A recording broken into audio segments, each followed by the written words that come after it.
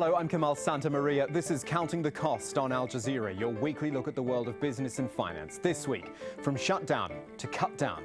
The International Monetary Fund says things aren't getting better and cuts its global growth forecast. 5 years now since the economic crisis began. Where is the turnaround? And is the United States, with its stalemate over the debt ceiling, just making it worse? The brinksmanship on Capitol Hill is taking the US closer to the edge, but we've got both sides of the argument as to how bad the local and global effects could be. And tradition versus economic reality in France. Should the day of rest be abandoned in favour of full Sunday shopping? Hello everyone. Last week we were all about the US shutdown with an eye on the debt ceiling as well. Now though, that debt ceiling's looming as the big problem, coupled with a gloomier than previously held forecast for the entire global economy. In short, things are not good, and that's what we're looking at this week. If you can, ignore the fact that the US federal government has remained in partial shutdown. Believe it or not, that is not the story anymore. It is the debt ceiling which concerns us. The amount, or more importantly, the limit on what the United States can borrow. Presently, it is at $16.699 trillion. And politicians need to find a way to extend that limit. Think of it a bit crudely as the world's most maxed out credit card with a very reluctant bank manager. But on top of that, we've had an annual report from the International Monetary Fund which does not make for good reading. It's had to cut its US and global growth forecasts for this year and for 2014, whilst also warning a failure to renew the US debt limit would raise interest rates and potentially shove the American economy back into recession. Here are some of the headline numbers from that World Economic Outlook from the IMF. 2.9%, that's how much the global economy is expected to grow this year. It's a downward revision from 3.1%. As is the forecast for China, still 7.6%, but by Chinese standard, that's out strong. And just 1.6% growth forecast for the United States, also a downward revision, and not really taking into account the possible effects of the debt ceiling. No surprises then. That is something the IMF is extremely worried about. Failure to lift the debt ceiling would, however, be a major event. Prolonged failure would lead to an extreme fiscal consolidation and almost surely derail the US recovery. But the effects of any failure to repay the debt would be felt right away, leading to potentially major disruptions in financial markets, both in the United States and abroad. We see this as a tail risk, namely a low probability risk, but were it to happen, it would have major consequences. So those are our twin tracks for this week: global outlook, debt ceiling, and how the two feed into each other. Certainly that's what they were talking about at the IMF's annual meeting in Washington, and that is where we're joined by Namat Shafiq. She is the Deputy Managing Director of the International Monetary Fund. Welcome to Counting the Cost. First thing I want to get from you is a time frame. How long goes into actually preparing these numbers? Because at least initially, I'm trying to actually strip out the debt ceiling issue and look just at the underlying issues. Talk me through some of that, if you would. Yes, I mean, we prepare our forecasts really right up to the time when we issue our outlook. And as you might have seen, we've downgraded the forecast for the world economy to 2.9% for 2013 and 3.6% for 2014. Those numbers would have been prepared before the current debate on the debt ceiling, but our current kind of central forecast is that that issue will be resolved.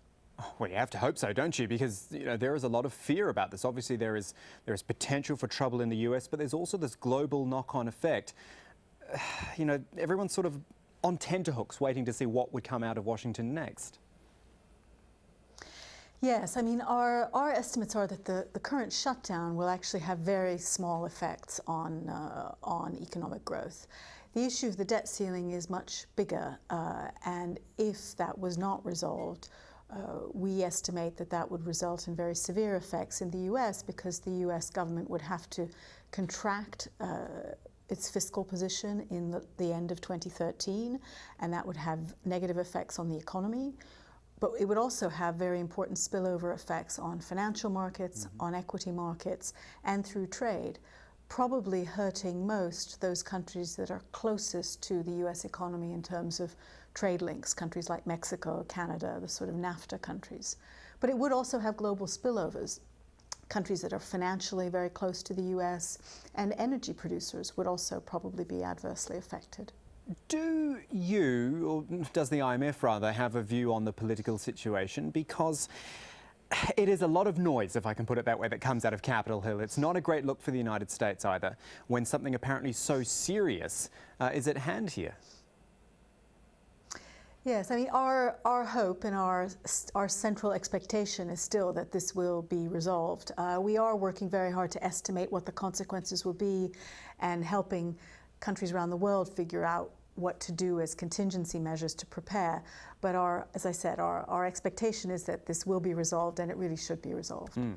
Okay, then let's get a little bit more into the report that you've put out, because you gave us the numbers a little bit earlier and the contractions which you've put in place for this year and for 2014. Short story, very broad question, but why? What's going wrong?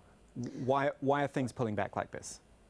Yeah, actually, it's an interesting story because even though the aggregate numbers are adjusted downward, there are very different dynamics going on in the world economy today. The advanced economies, the US, Japan, and even Europe are beginning to see recovery. The US is growing pretty robustly, and Japan is having a recovery of its growth as a result of Abenomics.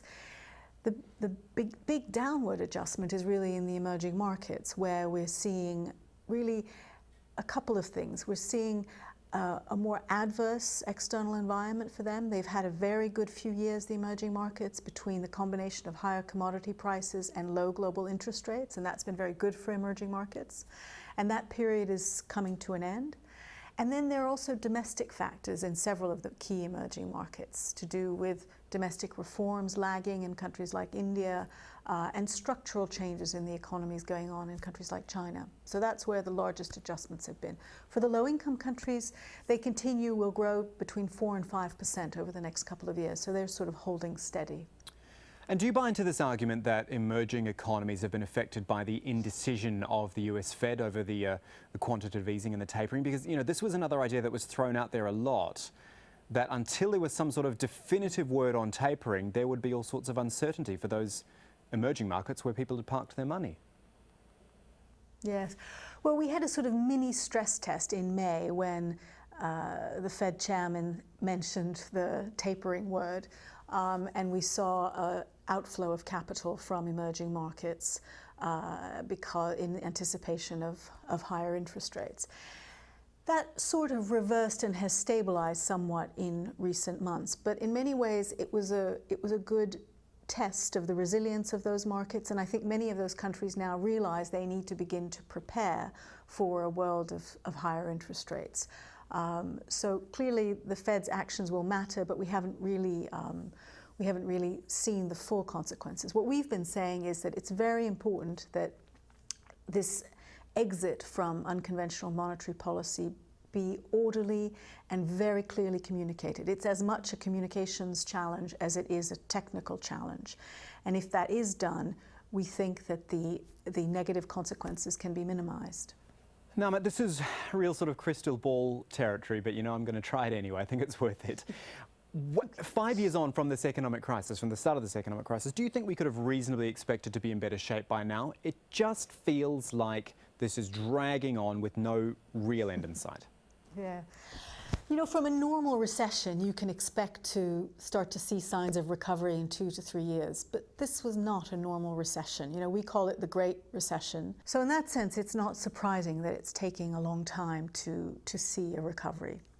Now, of course, looking back, we can say, oh, well, this should have been done more quickly, or that problem should have been resolved a bit better. But I have to say, I'm not surprised that it's taking this long. I think what I would say is that we have seen, you know, in many ways, the worst of the crisis. In some ways, you know, we were on cliff edge at many points in the last 5 years.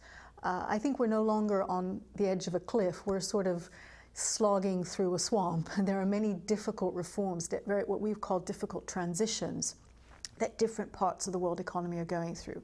the US transitioning toward a more, hopefully a more sustainable fiscal path and some medium-term view on where fiscal policy is going, but also transitioning to higher growth rates, Japan's transition with Abenomics, Europe finally bottoming out in terms of the crisis, but hopefully transitioning toward a higher growth path, and the emerging markets transitioning to more mature economies.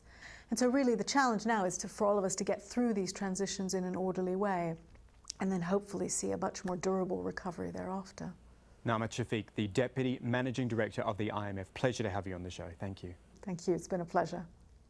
So that's the opinion of one of the world's foremost economic bodies.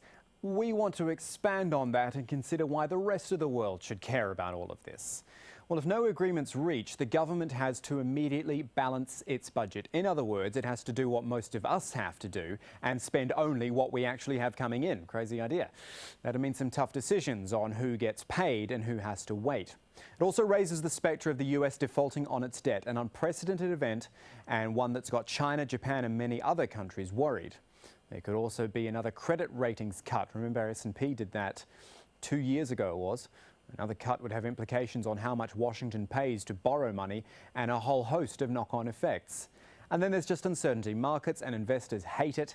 We could be headed for some real volatility in the stock, currency and commodity markets.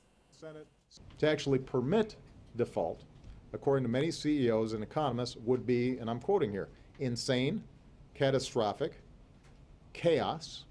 These are some of the more polite words. Warren Buffett likened default to a nuclear bomb, a weapon too horrible to use. It would disrupt markets. It would undermine the world's confidence in America as the bedrock of the global economy. And it might permanently increase our borrowing costs, which of course ironically would mean that it would be more expensive for us to service what debt we do have, and it would add to our deficits and our debt, not decrease them. This isn't about me, and frankly, it's not about Republicans. This is about saving the future for our kids and our grandkids. And the only way this is going to happen is to, in fact, have a conversation. So it's time to have that conversation. Not next week, not next month. The conversation ought to start today. And I'm hopeful that whether it's the president or Democrat leaders here in the Congress, we can begin that conversation. So you see there the bluster and rhetoric coming out of Washington. It adds weight to this doomsday scenario of the US defaulting on its debts. Our next guest, though, has a different perspective, and we welcome Anne Pettifor to Counting the Cost. She is the Director of Policy Research in Macroeconomics at the New Economics Foundation in London. And Anne, I compared the situation earlier to a maxed out credit card with a bank manager, in this case, Congress, umming and ahhing about the limit. In this case, though, I'm wondering if it's perhaps different. Perhaps I'm being a little bit simplistic there. Tell us. Yes, I mean, it's really wrong, Kamal, to compare it to a credit card, because what the US Treasury has that you and I don't have is a central bank called the Federal Reserve. And the Federal Reserve has a clause in its constitution that says in exigent circumstances, i.e. in a financial crisis, the Federal Reserve is under obligation to do anything it needs to do to save the country. And they did this in 2008 when Lehman Brothers went down. And I don't know if you remember, the Fed bailed out an insurance company which didn't have an account with the Fed. But they used the exigent circumstances clause to give AAIG $160 billion to see them through the crisis. And we're very glad that they did, because the Federal Reserve has something which you and I don't have, and even which your bank can't do, and that is the power to create finance for the United States to enable the economy to function, and that's what all banks do. So I think the panic in Washington is rather overstated. It's based on a very flawed economic model, the Austrian monetarist, what I call a neoclassical model of how economies work. And they failed to understand the nature of finance and the nature of money and the nature of central banks. And you said earlier that you felt a lot of this was overblown and that Washington should basically just get on with it and let the Fed fix this. Do you therefore think that the global reaction is overblown too? Because Individual countries, right up to the IMF, which was meeting in Washington, are sounding all sorts of warnings about the ceiling not being raised. Do you think the knock-on effects globally will be that bad? I think it's all grossly exaggerated, and we're all giving too much power to a tiny, small elite. Mr. Koch and the people, the huge millionaires who are backing the Tea Party activists in Congress. We're all giving far too much many platforms and voice to these guys, when actually there is no threat. The Federal Reserve has the power to come to the rescue of the United States' Treasury and to pay the bills to the Chinese or to whoever they may owe their debts. And they will do that, and they'll carry on doing that. That's what the Bank of England could do too. Any central bank has that power. Mr. Draghi in the ECB said he would do whatever it takes to save the Eurozone, and sure enough, he's done that. He just, provides the finance, and he doesn't print it. He provides the finance in whatever form is needed to keep the financial system and the government treasuries functioning. Just finally, Anne, the other word that is being bandied around is default. Now, given what you've already said in this interview, I'm guessing your view is that the idea of the United States actually defaulting on its debts is overstated, along with the credit ratings cuts and all these other knock-on effects. There's no way at all that the United States will default on its debt. The United States' debt is the safest asset in the world. What could happen is the dollar could be devalued, and then that is in effect a way of paying back, the United States paying back less than it owes, because it devalues the value of the currency in which it repays the debt. But that isn't actually a default. It might be a devaluation of the currency and therefore of the value of the repayment of the debt. But it's not a default. There's no way the United States is going to default. I think this is all really grossly exaggerated, and I wish Congress would just sit down and start thinking about how to revive the economy, because this is having a bad effect. This is affecting confidence. This is affecting the ability of the government to function. If people don't get to work, they don't pay their taxes, that makes the deficit worse. If people can't get to work, they don't go shopping. That's bad for shopkeepers. They don't then pay their sales taxes. They don't pay their taxes from their profits.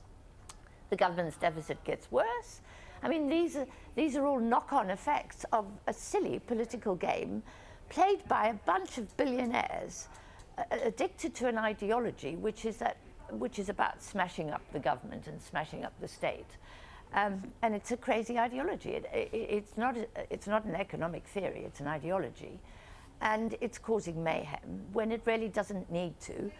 We just need the grown-ups and sensible economists to explain to these people that they have no leverage. Anne Pettifor, it's been a great pleasure talking to you. Great to get your views on this. Thank you for your time. Thank you.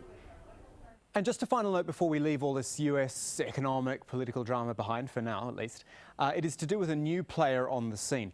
As we have highlighted many times, the decisions taken by the US Federal Reserve have global impacts. And President Obama has decided who he wants to take the reins of the Fed at the start of next year. Patty Culhane tells us now about the woman in line for the job, Janet Yellen. By naming Janet Yellen to be his pick to head up the Federal Reserve, President Barack Obama is breaking a barrier. She'll be the first woman, if confirmed, to ever hold the job as the country's top banker. She doesn't come from Wall Street. There is some expectation that she will try to regulate the financial markets and the banks more so than her predecessor. She also has to decide what to do with that stimulus that the Federal Reserve has been doing, which has served to prop up the economy. It's expected to stop or at least slow down in the near future. Now, if confirmed, she'll take over at the end of January, the 1st of February.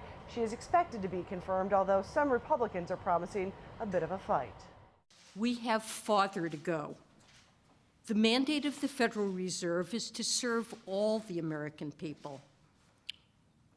And too many Americans still can't find a job and worry how they'll pay their bills and provide for their families.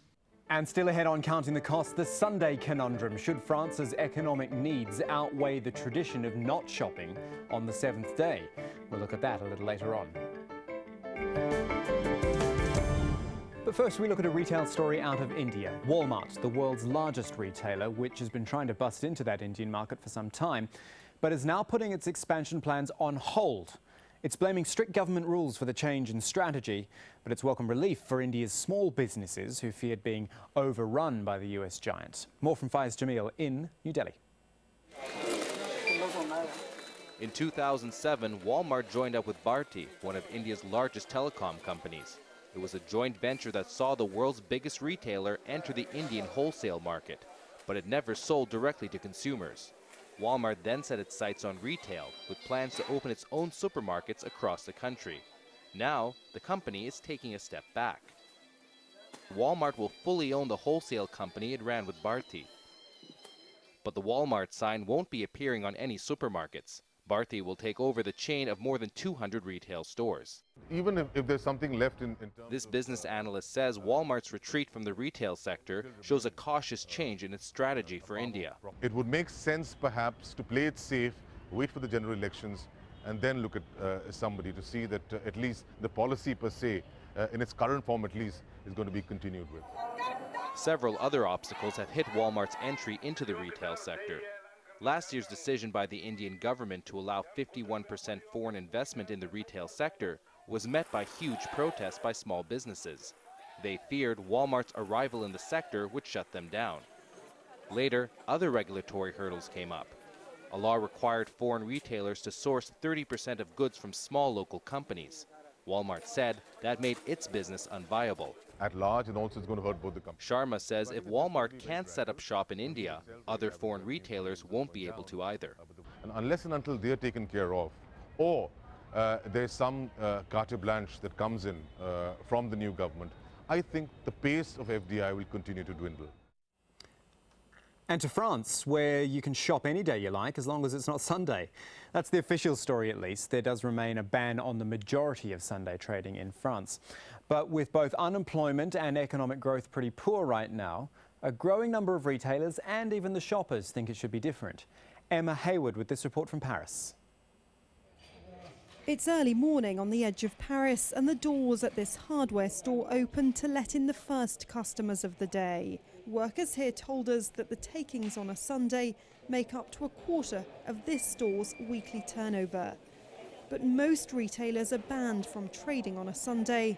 Some DIY shops, though, have decided to open their doors anyway. And for Nadia, a student, being able to work the whole of the weekend makes a big difference to her pocket. For me, it's really important because during the week I'm at school, so I can't work. And before I worked in a big shop which is closed the Sunday, and I earn less. Some French unions, though, are keen to keep the ban on Sunday trading in place and have taken legal action to prevent businesses from opening. The unions want to preserve Sunday as a day of rest and relaxation in France. And the law is not straightforward. A few kilometres from the hardware store, butchers, bakers, fishmongers and florists are doing a roaring trade. They, along with furniture stores, are allowed to open for a few hours. Traditionally, though, Sunday mornings have offered French families the chance to spend time together. Sunday has been enshrined in law as a day of rest here in France for more than 100 years. And for some, at the heart of this debate about working hours is the impact any change might have on family life. I think it's important that people have a day where they can all meet, because it's very complicated to get together otherwise. There are other things to do on a Sunday when you're with your family, other than hang around in shops. But my personal opinion is that people should have a choice to work if they want to. There are some people who really need that money because they're paid a bit better on a Sunday. And in the end, money may win out. Recent polls suggest that in these tough economic times, the majority of French people are in favour of easing the law to allow those who want to work on a Sunday the chance to do so. And that is our show for this week, but there's more for you online at aljazeera.com/business. The latest business headlines are there, of course. Also, all of our previous episodes for you to catch up on. You can also get in touch with us on Twitter at Kamal AJE is my name. Our business editor is at Abid Oliver Ali, or you can drop us an old-fashioned email Counting the Cost at aljazeera.net is the address. But that is it for this edition of Counting the Cost. I'm Kamal Santamaria from the whole team. Thanks for joining us. The news on Al Jazeera is next.